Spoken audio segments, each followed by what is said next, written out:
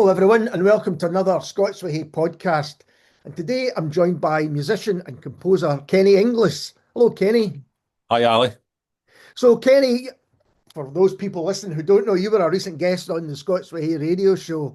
But I think we realised then that there was so much to talk about. So the podcast is Yeah. the perfect place to kind of dig a bit deeper into just some of the Yes. things that we spoke about. And it was, you were on the radio show to talk about your music as Imperfect Stranger, which is a solo project that you've got on the go. How's the best way to start this? We'll talk about that later on. We'll get to that. But I think it'd be interesting because it's such an interesting story to give us some background into your career in music.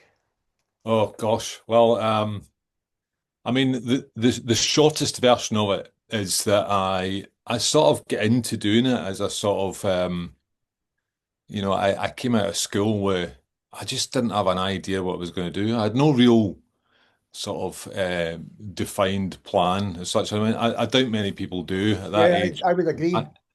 I was sort of like, I just couldn't get a feel for what I wanted to do, and it was so kind of it was so difficult because at the time when you're sort of 17, all your friends are off sort of going off to uni or off to college or something, and you sort of feel a wee bit kind of unsettled, not knowing what you're doing.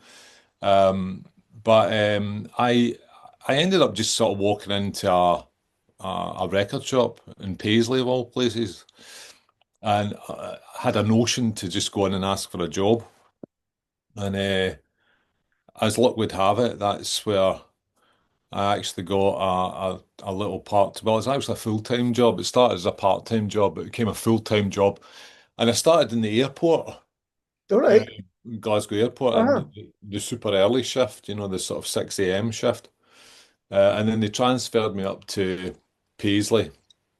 And in Paisley, I met this guy he was about 10 years older than me. And he just did that thing that you do when you meet new folk at work and you're sort of asking about one another. And he said, what do you do?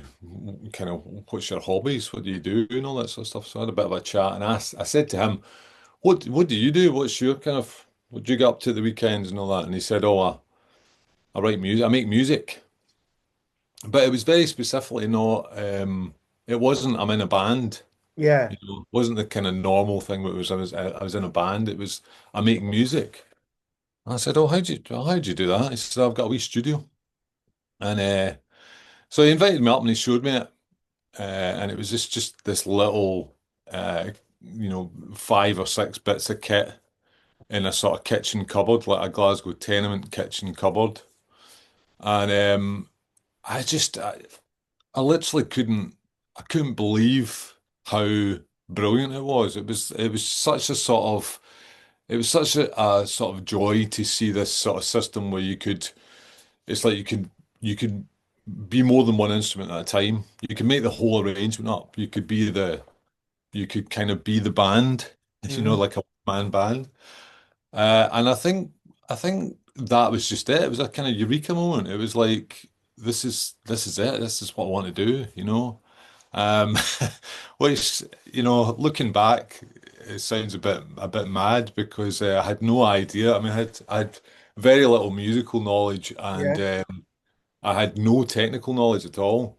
I mean, I had no idea how to work stuff and all that.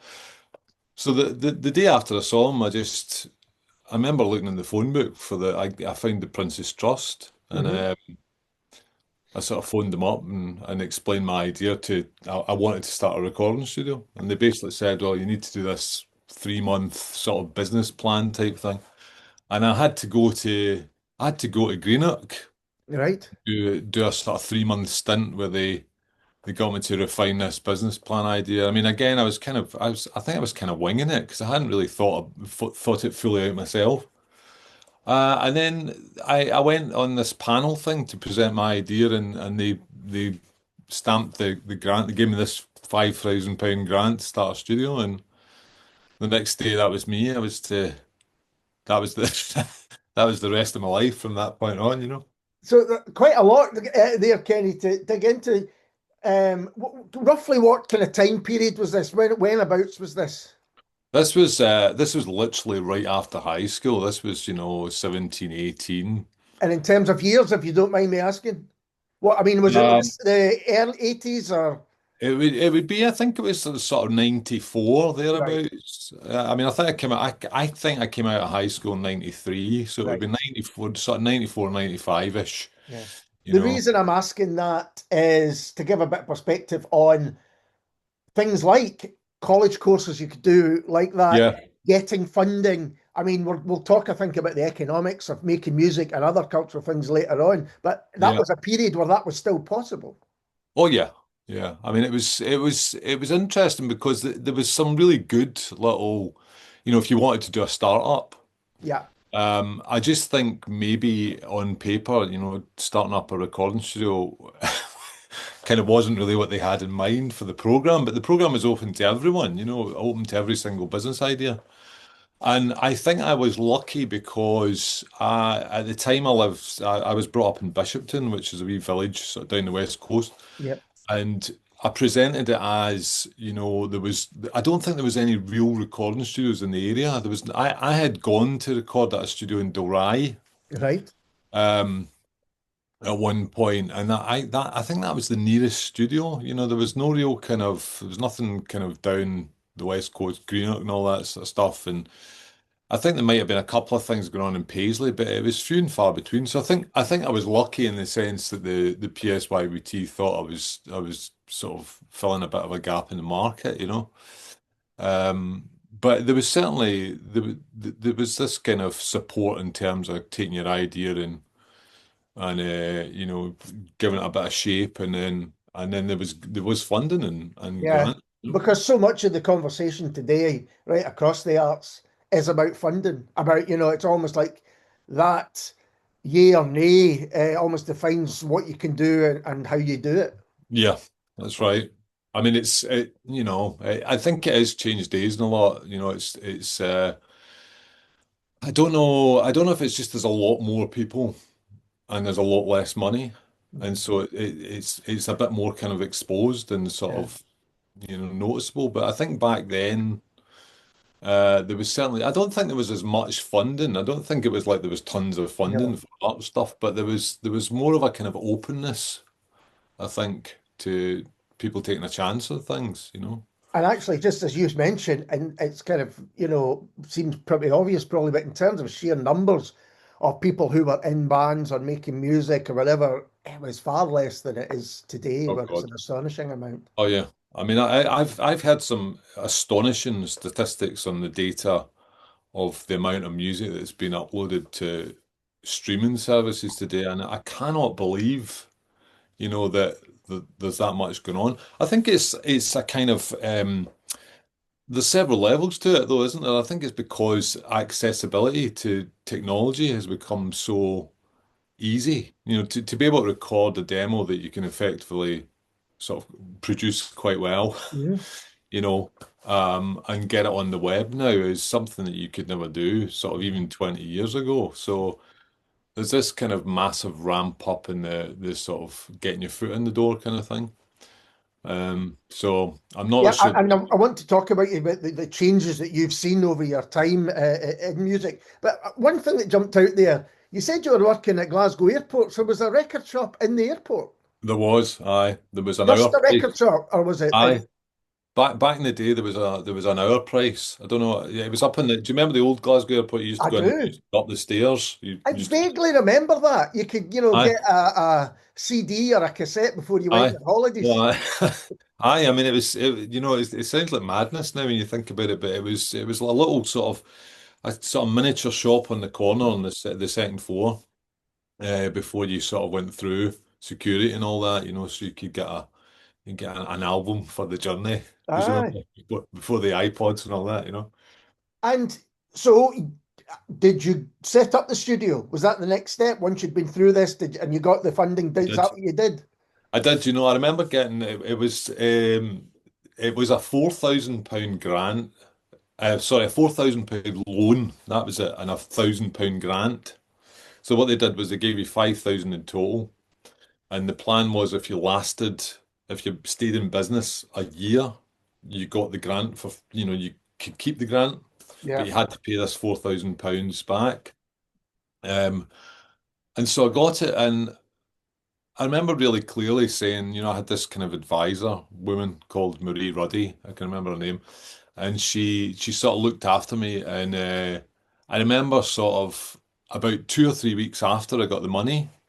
Um, I remember getting a phone call from her, and she was sort of saying, how are you getting on, Kenny? How's it going? And I was just like, oh, I'm getting there. I'm sort of getting my ideas together, and I think, just once I've done a bit more research and I figure out what I'm going to get, I just need to get it, and I just need to learn how to work it. And she says, how long do you think that'll take you? And I said, oh, a few months. And she says, you don't have months. You've got a week until your loan repayment comes off. And I remember it being this kind of real short, sharp shock that it was like, you don't have time to mess around. Yeah. You need to know People. what you're doing. You need to get Yeah. your equipment, and you need to know what you're doing, and you need to get clients. And so, it was quite overwhelming, but I think it was the kind of uh, kick up the backside I needed to go on with it. And so that was it. I went to Sound Control in Jamaica Street when it was still there, Yeah. and I spent the whole £5,000. I could almost remember exactly. I've probably still got half of it, but I got sort of 4 or 5 bits of equipment that was just enough to let me do really basic demos. And there is something about sitting in front of a mixing desk when you don't know how it works, and having this sort of sense of the loan repayment coming off that really makes you want to learn quickly. So I managed to, thankfully, manage to sort of get my head around it in time, and get to work on getting some clients. And so where were you based? Did you have physical space? Was it at your own house or what was Well, the? this is a funny thing. The original version of the studio was in my brother's bedroom at my mum's home. Uh, so it was in a little sort of, just a little tiny single bedroom, because that was the only space I had. I couldn't afford the rent on anywhere, and I just wanted to get the things set up, and so I set it up in this bedroom, and I sort of did all the kind of, I mean, it's funny looking back now. I sort of did the basic sort of, I tried to sort of soundproof it Yeah. slightly. The vocal booth was the cupboard above my mum's stairs, the sort of, the clothes cupboard. And it was all like bits of thick bits of carpet and curtains, and God knows what. I mean, it's all still there. Actually, it's still in the cupboard. So, but I got it. I got it going. I got it all kind of wired up, and then I just started advertising locally. Do you remember that yellow paper? I think it's still on the go. The Scottish Supermart, I think it was Oh called. yes, yes, yes. And I put a little listing in that, and I just started very, very slowly getting a few clients here and there, and it was singer-songwriters and you know two young 15-year-old boys in the village that had a little band, and an older lady that did stuff for the church, and then a guy that was an actor. It was all different types, but the word slowly started to get around about it. So I had people traipsing in and out my mum's house, in this little cupboard above the stairs. Um, and that was just how I had to do it for So for the you first. mentioned that your inspiration was the guy that you were working with at the record shop who said he made music. So when did you go from recording other people to making your own music, or were you doing that all Well, the time? no, I wasn't. That was, when I was sort of in school, in high school, I'd done that thing in primary school where they sort of, primary six, they sort of force you to try for an instrument, or somebody forced me to try for Right. an instrument. Probably one of my parents, actually. But I ended up really reluctantly playing the clarinet, and emphasis on the word reluctant. Um, I ended up playing the clarinet, and when I got into high school, you sort of, I can't remember how it worked, but you kind of ended up sort of auditioning for the school band or something. Right. Okay. And I literally couldn't, honestly couldn't stand it. I I couldn't. love this idea that you were being forced to do Yeah, these things. yeah. I mean, I was not when I was at school. I was much more. I was really into. I was just into art, and I was into Right. sport, art and sport. That was it. And I didn't really have any interest in being part. That's what I was saying. The thing about the technology for me was the fact you could do it yourself. You didn't need Yeah. the band or the around you to make the noise. And so I was sort of reluctantly playing this clarinet, and and then when I got this idea about doing the studio, I had no real. I don't think I had any real intention of doing my own music. I don't think that's what the drive was initially. It was just the idea of being able to put things together and sort of shape it.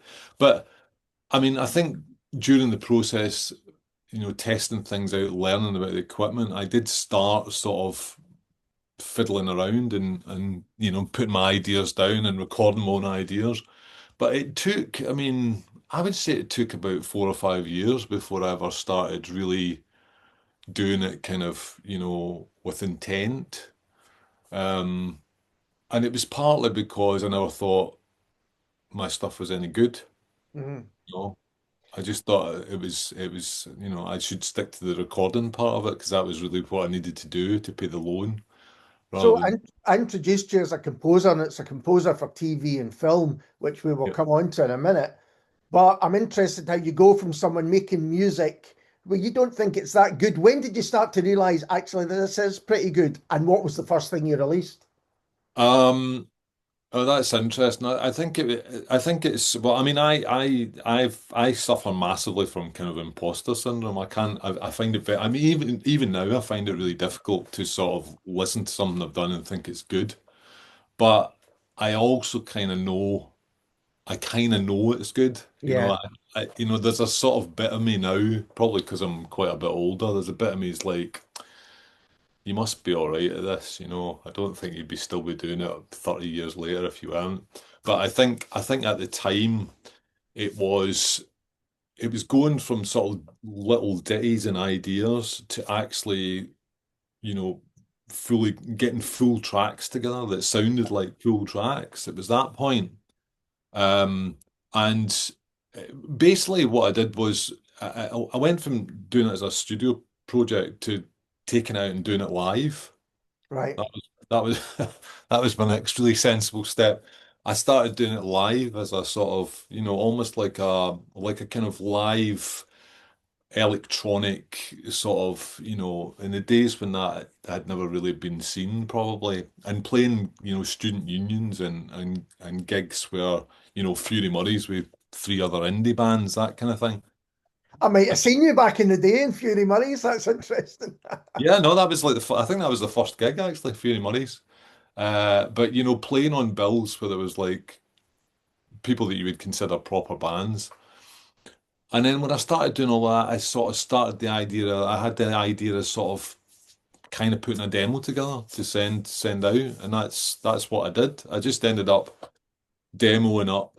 I think it was 3 tracks, and I told the story where I sent it off to. I just picked 10 labels. I was like 10 labels around the world, and I was like, I'll send it out and get some Around the feedback. world. So that is quite an ambitious thing to do, I think.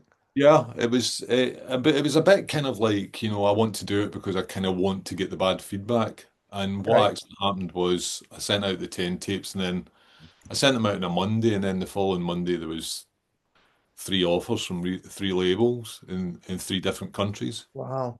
Um, and 2 of them were singles deals and one of them was an album deal. And the album deal paid quite a lot of money. I had no money. I'd been working for sort of 4 or 5 years, just sort of scraping by, paying the bills, and then all of a sudden, this record label were like, "We'll pay you thousands of dollars to do this album." So it was a bit like getting the sort of the PSYBT grant. It was like the Yeah. next level up from that. And Uh, to give it some context again, are we still talking the mid 90s, mid to late 90s? that was late 90s. That was 1999.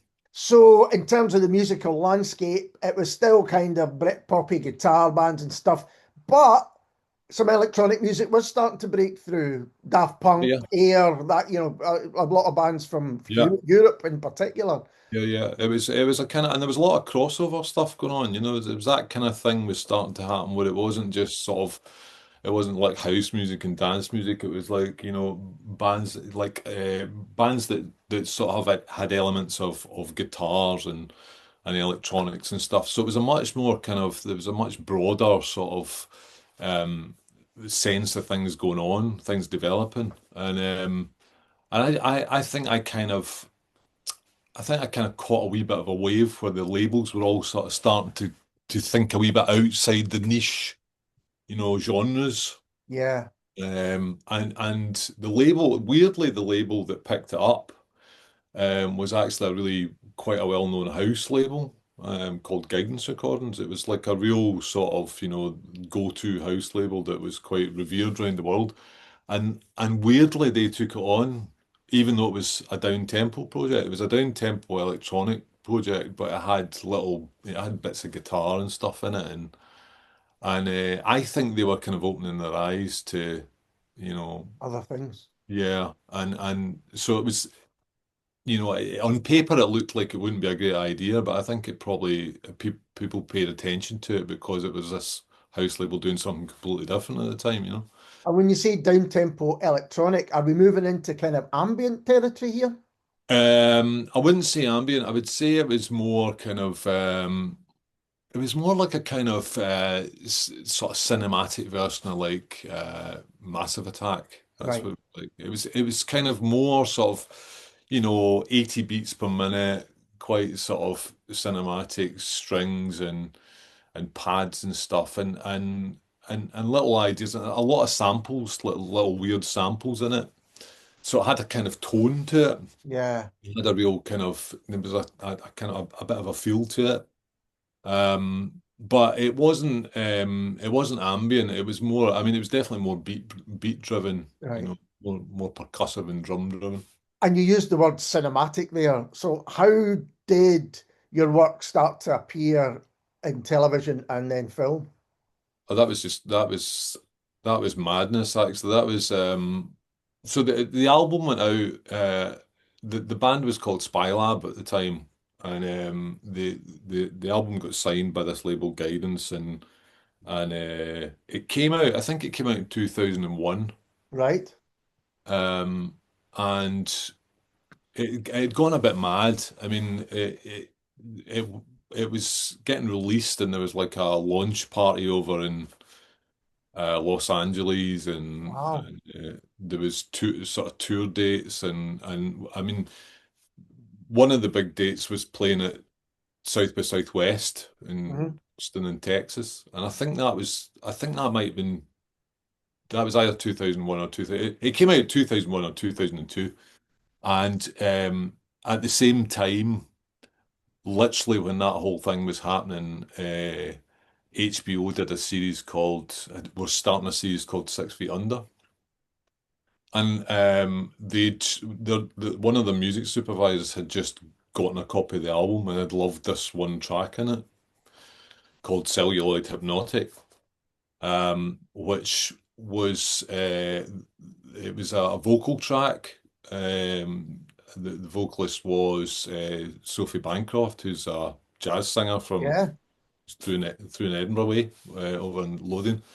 And they picked that up, and it just went. I mean, it went mad really because we'd been out in South by Southwest, and we got this news kind of when we were out there, but we didn't really understand what it was. I mean, we didn't really know what this big TV show was. I had never really heard of HBO before, Mhm. and then it went out, and it was in the first episode of it, and then they licensed another track for the seventh episode, and it was like it started the ball rolling because then the music supervisors start paying attention. They're like, who's doing this bit of music? We like this bit of music. And it kind of went like that. But then it became. I remember getting an email from someone saying, "I heard your work on 6 Feet Under. Have you got other music? Have you got?" And so I remember like making, I think it was CDs. I made up sort of 3 or 4 CDs of my work, and I started sending them out. Every time there was a request coming in, I was sending it out to people, and that's just where it kind of it caught fire a wee bit. I think that the music started appearing on multiple shows, and it was one of the things I always think is people have said to me over the years, "Oh, you were lucky." Mm, Like I never see it as luck. I yeah. just see it as luck because the thing is that music supervisors and the people that book music for these shows, they are so pedantic about what they use. Mm, It's got to be so specific and there's I remember someone saying to me there's literally like 100 people it goes through before it ever makes it to the cut. There's 100 chances it's going to get replaced by something else. yeah. And but someone else said there's just something about the music that just works really well, in drama context or the moving picture. There's Yeah. something, visual about the music. And it feels like that was always its kind of natural, that was its habitat where it was always going to end up. I It's never, sorry, I was going to say it was an interesting time as well because when these shows, particularly perhaps HBO shows, but other ones as well, they would release the soundtrack. I've got the somewhere on a big rack of CDs. I've got the Six yeah, Feet Under soundtrack album, yeah, and other people did that as well. So music was a huge part. It wasn't just incidental. It was the no, same in film at the time. That music was a massive part of what was happening. Cameron Crowe films jumped to mind. I would buy a Cameron Crowe soundtrack album. I wouldn't even go and see the movie, perhaps, but yeah. the kind of quality of the music on these albums was really interesting and would introduce you to new things. Oh, totally. It was huge. I think it was that thing, wasn't it? There was a kind of initial wave when a lot of these big dramas came out that they sort of realized it was a new kind of phase in TV, wasn't it? It was, it's a bit like what Netflix now has all these sort of box sets on streaming on demand.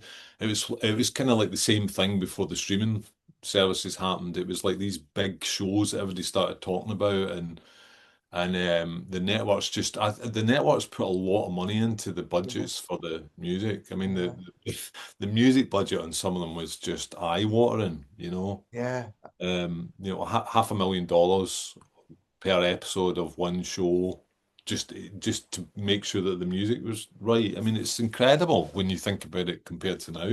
yeah. Well, again, going back to what we were talking about the amount of music being released all the time, amount of television, if you can still call it television, getting Yeah, released all the time. Back then, shows like The Wire and things like that really stood out because they were standalones or stand asides from what else was going on, certainly from normal television, for want of a better one. yeah. Yeah, I mean it's very sort of stylized, wasn't it? But it Yeah. was it was kind of the complete picture. It was Mhm. almost like they were taking I always thought it was like they were doing with films. It was like films that you would see in the cinema had such a kind of potent soundtrack. It was like Yeah. they were taking the same technique and they were applying it to TV. So the production values had gone right up. The whole kind of presentation was through the roof. And it sort of set the tone for what we know now, I guess, the Yeah. street stuff. Just as a complete aside, I was buying my fruit and veg the other day, and the person in front of me in the shop was talking to the woman that was behind the till, and they were saying, "What are you watching on telly just now?" And she was saying whatever it was, Pit or whatever it might be. But the person at the till said, "I'm watching an old series. It's called 6 Feet Under." And when I got there, I went, I've been talking to the guy who did some of the music for that. She kind of, I think she was a Oh, bit taken brilliant. aback. One, that I was listening to her conversations, and two, that this could possibly be the case. But some of these shows have real longevity. Oh, they do. They do. I watched for the first time. I'm kind of ashamed I hadn't watched it by now. I watched The Sopranos, the whole, Ah, yeah. and I was just like, it's fantastic, sort of fantastic when you just go back, not that far, but you go back, 20 years or so. And 6 Feet Under's, I mean, I need to watch the rest of 6 Feet Under. I never completed it, but it's on my list as well. So, you mentioned kind of then you were sending CDs out to various people that were involved in television. So you were actually big in America, or you were getting work in America before you did anything in the UK? Yeah. What kind of other shows did your music feature on? Oh gosh, I mean, I lose count. They were on. It was on everything. There was things like Ringer and Nikita and Numbers and stuff. I mean, it was all over the place. Wow. It was like a sort of. I mean, I assume what happens is the music supervisors they all kind of know one another, and I think that what happens is they kind of. I don't mean they share tips. It's not like horse racing, but there's a kind of element of you know, there's an element I think where some of them want to find the newest thing, the new Yes. shiny thing, and quite often that is unsigned, you know, artists or artists that are signed to small independents. Um, and I think there is a kind of like some of them like to kind of nurture that talent Mhm. and sort of see it grow up a wee bit, you know. Yeah. Um, but they obviously they watch one another's shows and they pick up on certain things that will tonally work on what they're doing themselves. So, you know, I feel like it, you know, it's just weird. It's just looking back, it's like I can sort of see it always kind of gets used in similar. It's like a similar context, or that you know, there's. I mean, there used to be a running joke that I was kind of like the murder guy. They used to say Right. that because they use a lot of my music in kind of crime dramas that normally have murders in them. Um, but you know, I just think it's like music's often got a it's hard to describe it. It's like there's always a tone to it. I think Hmm. there's a feel to it. Even if lyrically it says something specific or whatever, there's a kind of tone to the actual the sense that you get from the music. And I think that's what a lot of music supervisors gravitate towards. It's the tonal aspect of the composition. What's the But feeling that comes with it, you know? it's interesting you saying how some people, push new bands or new acts forward. I think I might be wrong about this, but I think the first time I heard Sigur Rós was on like CSI over Yeah. a kind of autopsy scene or something Yeah, like yeah. that.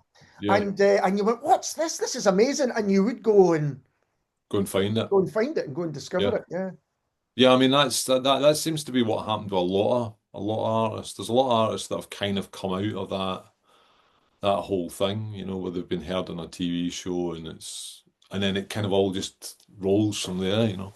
There's a So, kind of were you working in America at the time, or were you still in the UK? no, it was in the UK, and I mean it was funny because it was very, you know, it was that sort of 2001 2002 thing was madness, and it was to be absolutely honest, I remember that thing, feeling that feeling like, oh God, this is it's all happening, you know, it's going to happen. I mean, it was kind of like it was all got kicking off in America, but in the UK, um, from the same album, Marianne Hobbs at Radio One had got there was one track she played it every week, I think, for about 7 weeks. Right. Um, and on a show called The Breeze Block, which was Yeah, on yeah. Sunday night at midnight, she played this tune. I'm sure it was 6 or 7 nights in a row, and then we got an email from the production company down there that looked after our show, saying Marianne has asked if you'd like to come on the show and DJ, and it was like we're out in America doing this thing and DJing on Radio One, having this kind of 1 hour guest mix on the Breeze Block, and it was all going mad, and then literally it evaporated overnight. That was Wow. well, part of it did because the whole Napster thing was going on in the background. Yeah. Napster and LimeWire, and people MP3s had been sort of designed or you know, they'd come about and the whole Napster and peer-to-peer network thing was going on, and folk had started stealing music Mm. 2001, 2002, and iTunes had come around, and the record labels were just like, we're going to lose money. Yeah. Yeah. We're going to lose money. So a ton of them all just folded, and the label that the Spylab was on just called it quits. And I remember coming back from America on the plane after one of the gigs and being in this sort of arrivals lounge thinking, what am I going to do? You know, I don't know what I've spent like, by that point, it was like nearly 10 years, like 7 years or something like that. I spent about a decade working on this and it's gone right up here Yeah, and then it's just come crashing down. And I was really worried, and me and my usual style, my answer to it was to start another band, right. start something completely new. Um, and that's what I did. Literally the day I got back from the airport, I think I started writing new music. There was a new project, and that was Cinephile. That was the start of Cinephile.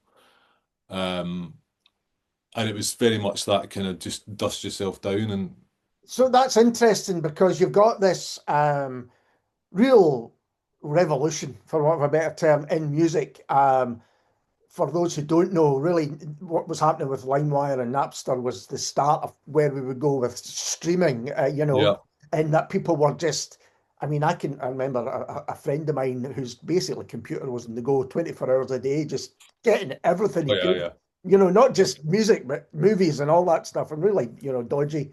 And there was warnings, there was bands at the time saying, we've got to be careful with this because, remember, I know. Metallica being one in particular, That's right. who didn't have a lot of sympathy because they were Metallica and huge. But what they were saying is if this follows the way it's going, bands, it's just going to be so much more difficult to make a living from music. It's interesting that you went back and said, I'm going to start another band because that's still all ongoing. Yeah, I mean it's. Don't get me wrong. I mean, the music thing, the music for TV thing was still there was still licensing happening and all that. But Right. one of the things that then started, without going into too much detail about it, one of the problems was the label had folded, so there was this kind of slight disconnect going on between the artist and the label kind of Yeah. thing, and so Yeah. the Yeah. financial aspect of it was involved, and I kind of I just made me really worried because I was like it felt like it had become a bit of an identity for me. I was Right. like, I'd come out of school effectively not knowing what I was doing, and then I'd ended up doing this thing, and then I had built it up, built it up, built it up, and all the kind of marks were there that it was all going to explode, Um, I mean, I think the Radio One thing and getting played and played and played that can turn Andy's head, Yeah, of course. Of the course. DJing thing. But there was stupid little things like being. I remember we were we were on the plane flying down to Texas, and the captain said when we were departing the plane, he was like, "I'd like to, could everybody just please."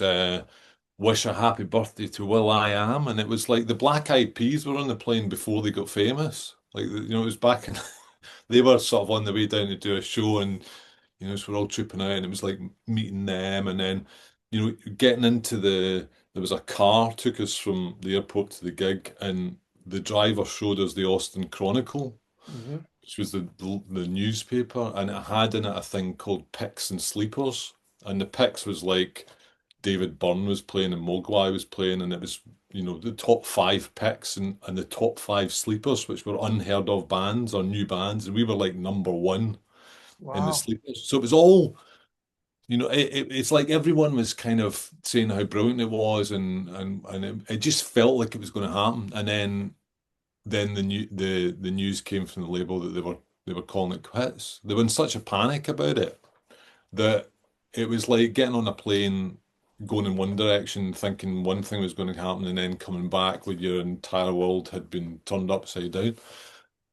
So my solution was just uh, start again, basically. Stop, don't complain. There's no time to complain, you know. So let's talk about Cinephile because you're actually releasing new music as Cinephile still, but Um, they've been around for a long time. Yes, I know. It's frighteningly long, actually. Well, this is kind of exactly what happened. In the that airport arrivals bit, I sort of remember saying, "We just need to keep going. We just need to, let's not let it. stop where we're at. We need to keep going. And it was just like everybody else was like, nah, And so I just remember thinking, right, I need to think of new music. I need to start from scratch. I need to do it a bit better. I need to do it better. That was always the thing, as if sort of blaming myself slightly. And Cinephile came about after that because um, I think, if I remember right, my collaborator and co-writer Susan Wallace she was running an advert in the List magazine. Okay. Singer-songwriter seeks producer. And I phoned up. I think I phoned up and I got her mum actually on the phone. And so we ended up getting in touch and she came over to the studio, which was still at the time in my Brother. brother's bedroom. So she came over and we just kind of, it was just like we had a very similar kind of we liked similar music. There was similar things kind of was what got us, like sort of Massive Attack and Portishead were kind of in that sort of sphere, Left Field, Mhm. Orbital. And so we just started sort of just trying out a few ideas, just sort of, not trying to write a track, but it was quite clear from the very beginning that it was like there was something, it was kind of something about this. So that's the point. We kind of started as a band. We just started writing as I'd been writing previously. It was Yeah. like let's do a tune together, and she's always had a really natural gift for lyrics and melody. She can, there's something about the sort of combination, what I do musically and what she does vocally, but also in terms of lyrics and melody, just kind of fit like hand in glove. So we started just again. It's like going back in time, and we started demoing stuff Hmm. but the difference this time was we're like I didn't really have a desire to get involved with a label. You know, Okay. it sort of really I think it really um knocked my confidence with labels because I just felt, you can get really far with a label and then it can still go wrong and Yeah. you're effectively left with nothing. So we wanted to sort of follow the kind of DIY approach, which was quite kind of hip and trendy at the time Sure. because CD burners had appeared but we just started from scratch and we started demoing stuff and then we did the same thing. We decided to take it out and do it as a live thing. And the two started to work really well together, having a bit of a following from radio plays and, doing gigs and selling CDs and then TV picked up on the Cinephile stuff. Yeah. And it So kind again, what time is it? Are we up to now? 2000, late 2000s? well, we did the first Cinephile demos were 2002. Right. Long ago Um, that, huh? And I don't think we'd put an actual release out until about 2004. But we were playing it, we played at T in the Park quite early on. I think that was either 2004 or 2005. And that was a real fast track into that world. And then we were doing, playing King Tut's and Yeah. doing the kind of, the rounds, playing at venues in Barfly down Cloud Street and it was all just kind of one thing was feeding the other, and it was like you had to be doing everything. You had to really be focused on doing everything, and not just sort of resting in your laurels that the TV shows were happening in the background. I saw it very much like you did. You had to do the hard work, and Yeah. you couldn't think that you'd landed on both feet just because stuff was getting used on TV because it could just evaporate. Yeah. Right? You'd seen that yourself, that it could just go But yeah, I mean, over I a think plane ride, as you say. yeah, yeah. I mean, I think I just, I've never been one. I've never gotten ahead of myself, and I've always seen the benefit of hard work. I just, I think if you're not you can't complain about things not happening, and you can't be worried about things falling through if you're not willing to keep the foot on the gas, you Yeah. know. You've got to keep putting the effort in, and you've got to keep putting the time in, you know. So why are you releasing new Cinephile music now? Well, it's funny. Basically, it's been 10 years since we Right. released it. So the last thing we did was 2016, which was an EP called the Skin EP. And I mean, so we did Cinephile from 2002 to 2016, which is quite a long time. And This, then I yeah. think we just sort of got to a stage where it was like, there was a bit of kind of life going on. I mean, I was getting a lot of score work by that point. I was doing a lot of, writing custom scores for TV Yeah. programs and documentaries and we'd sort of done everything we could do. We'd done the gigs. We had management briefly. We had a Mhm. manager in London.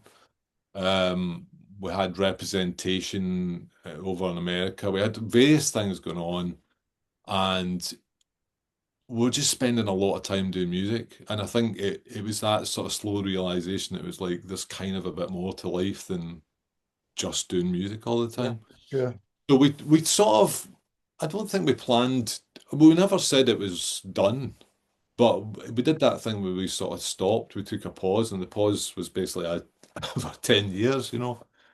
And then it was actually, Susan said to me, it'll be 10 years since we released the Skin EP, and I was like, that's like such a long maybe we should, maybe we should just try. I don't think it was like we need to do something. It was just like let's just try doing Yeah. a new track and see what happens. I mean, if I'm totally honest, I didn't think we'd. I thought we'd struggle. I thought we'd sort of be like, just to, maybe better to leave it in the past. But Mhm. it was weird. We just started working on this track, and we work remotely now. We don't work in the same room. Yeah.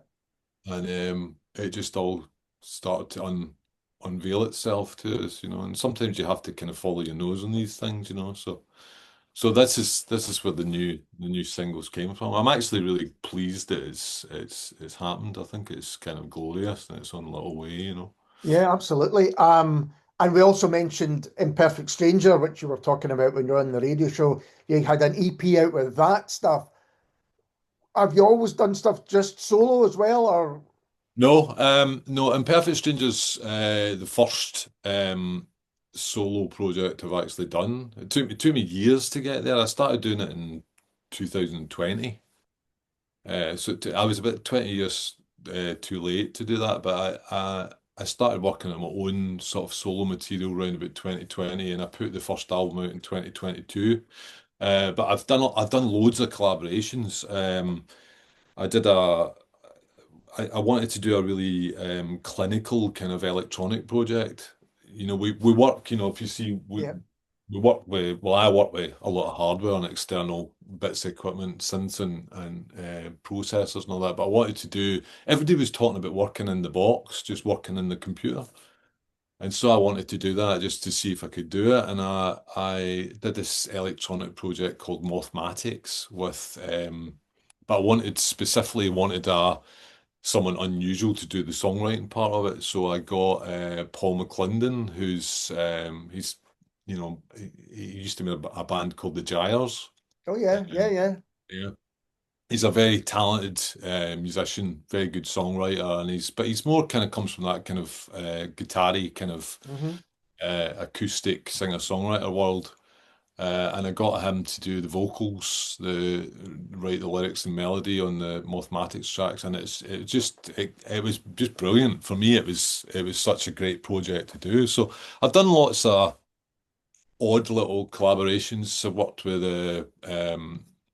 Sophie Barker from Zero 07. We did Right. a project called Mooey, which is still kind of floating about in the background, and various other bits and bobs. But Imperfect Stranger's my little sort of guilty pleasure, I suppose. I get to do whatever I want, and nobody tells me to turn the vocal up or cut bits out or change the arrangement.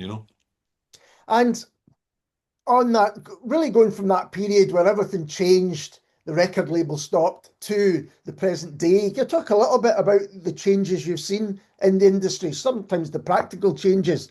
And I guess Yeah. there's positives and negatives to a lot of them. Yeah.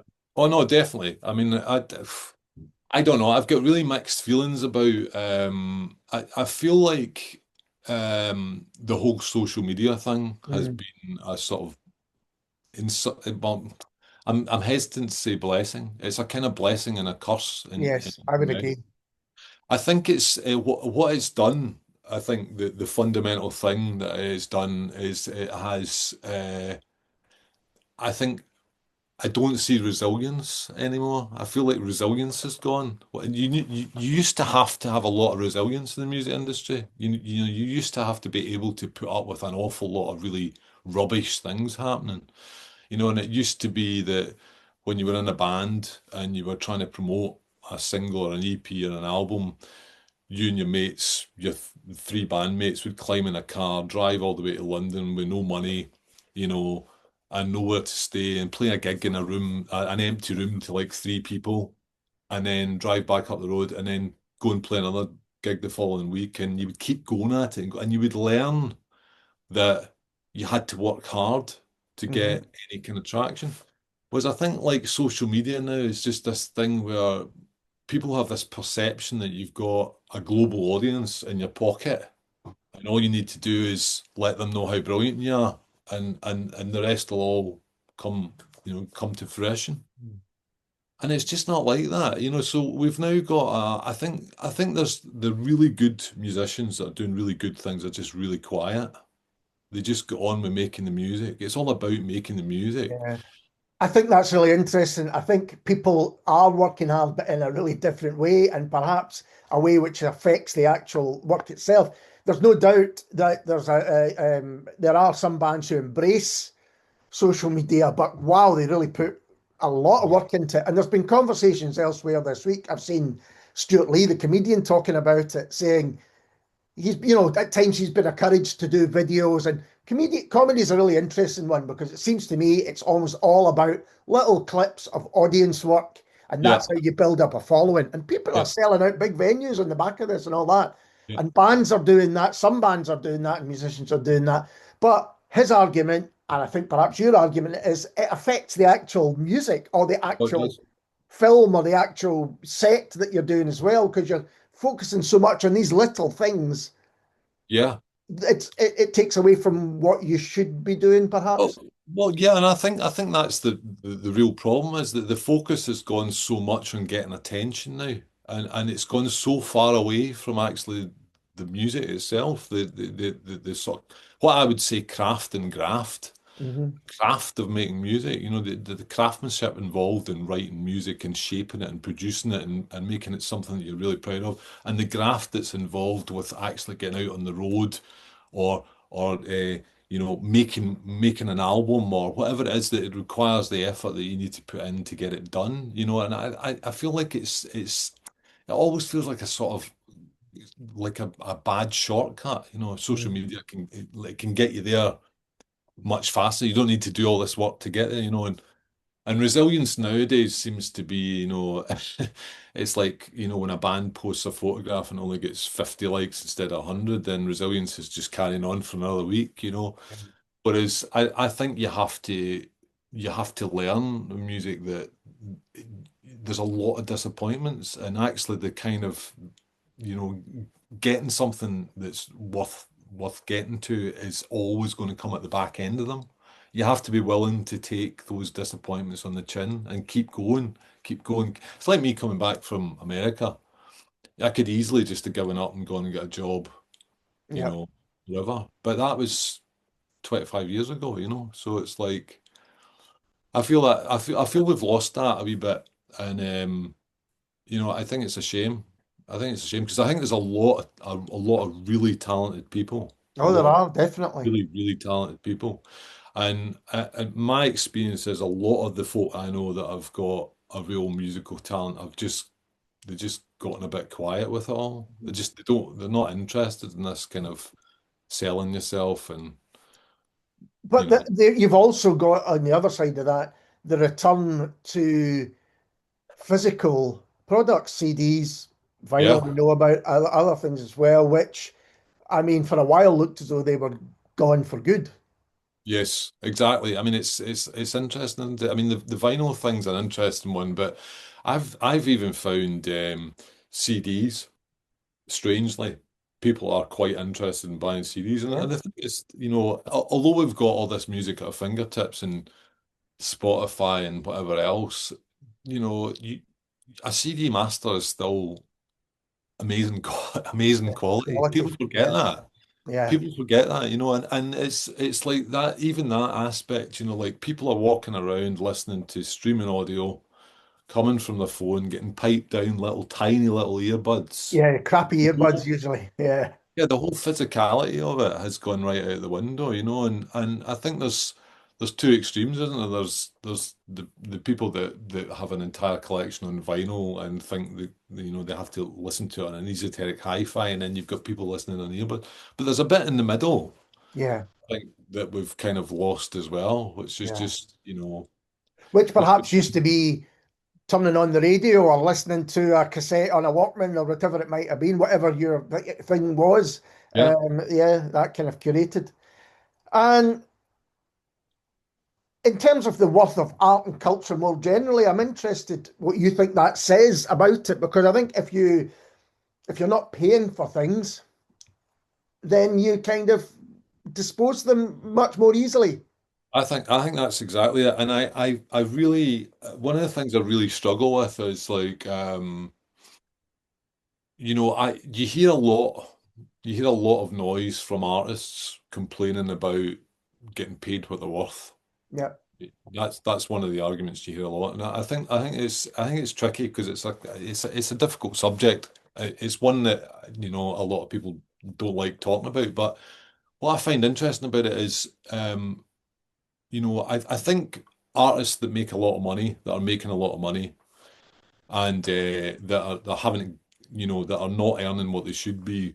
I think that's, it's terrible because it's not massively different from what it used to be. There was always someone putting their hand in and taking something taking out some of your money out. pocket. Yeah, But I think it's become this kind of thing now where there's lots of like completely unknown artists and just folk that are just making music, getting really kind of pitchforky about the value of music. But at the same time, the people that have got Spotify on their phone, that they're quite happy to go in and stream music and listen to it's like I don't honestly think I think it was always bad, but I think you're right. I think one of the things that's happened is that music's become a bit kind of a throwaway. It's a bit, it's basically valueless now. mm. And the only way you can create value now really is to limit how you put it out. I mean, I run a little label that I use just for kind of putting out my own stuff and occasionally other things. And one of the things I did was I did a vinyl release where I just put one vinyl out, Hmm. and it was just one physical copy, and there wasn't some big streaming thing around it. And it's not a business model, obviously, but there's like I think if you really feel passionate about the whole situation with music, you have to attach value to your own music first and Hmm. foremost. If you're if you're putting up stuff that's not if you're putting up stuff that's not like you're not 100% happy with, you're already kind of slightly throwing stuff away. And if you're putting on multiple streaming services and you're not doing gigs and it's like you need to be a bit more kind of um like dig into the substance of it a wee bit, I think. You need to make a point of focusing on the craft part of it and focusing on the graft part of it and be a bit more selective about where it goes. I think the problem is that a lot of people nowadays just want to be they kind of just want to be famous, you Was know. that not always the case? Was there not I always some I people like that? I was thinking about this the other day and I was like, was that I don't ever think that was the drive. I don't ever think I mean, I don't think it's ever been.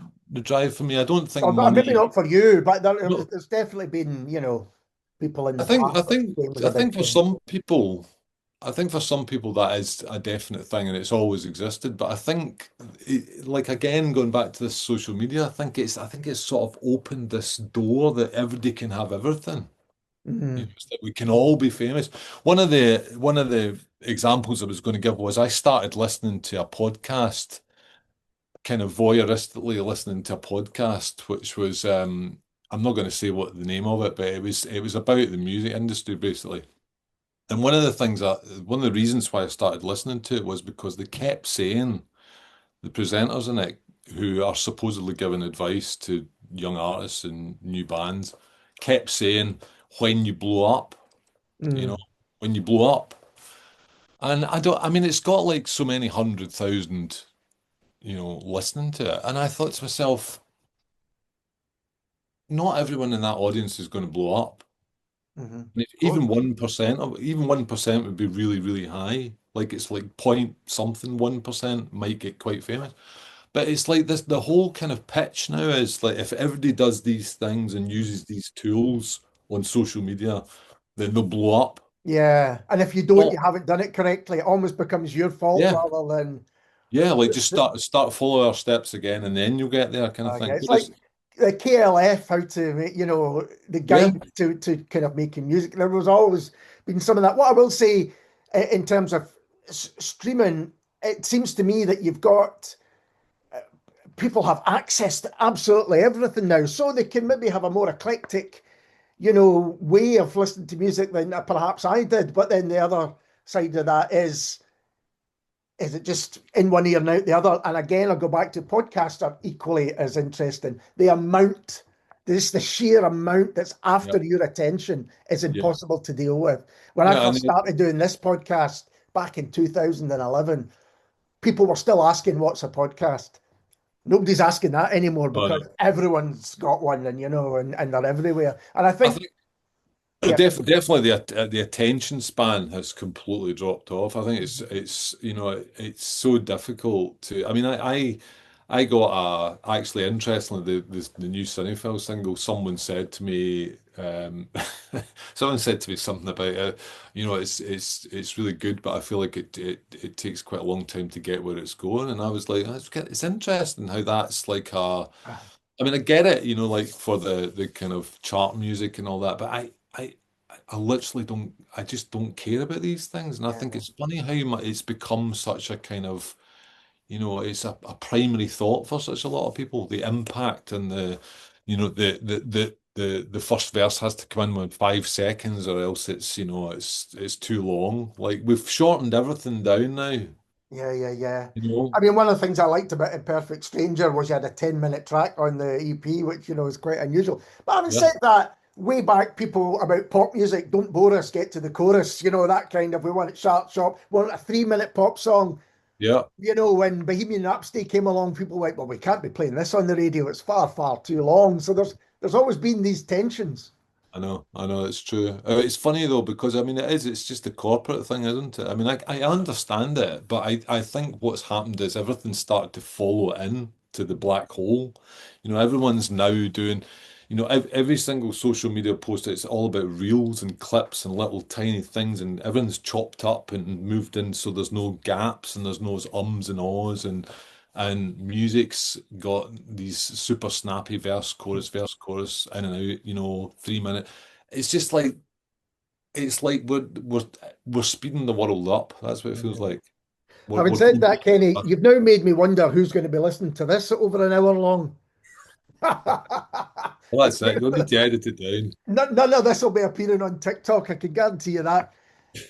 Kenny, thanks so much for taking the time to talk to me. It's always fascinating Thanks, and Alan. it's been really good. All the best with Cinephile and Imperfect Stranger. And before we do say cheerio, what have you got coming up? Is it just about Cinephile at the moment? I've got lots of irons Well, in the fire. do you know what? We got that Cinephile track finished, and I sent it out to a few of my sort of close friends that know Cinephile quite well, and I got such a good reaction from it. I thought, oh God, I probably need to do another one. So I think we're just going to try and sort of slowly get that kind of going again.